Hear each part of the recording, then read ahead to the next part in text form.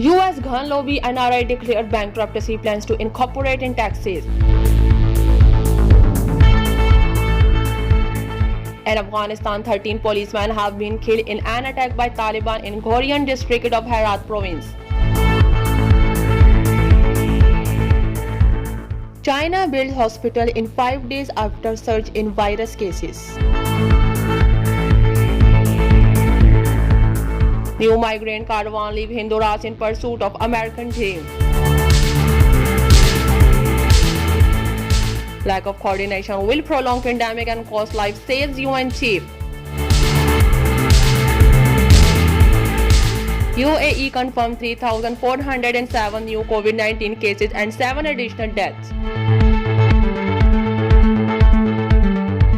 The United States says it has cut its troops level in Afghanistan and Iraq to 2,500 each in the nearly 2 decades since the war began.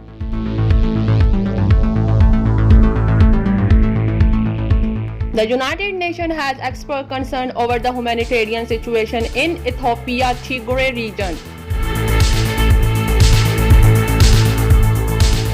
Pakistan reports 2,432 new COVID-19 cases and 45 deaths in last 24 hours.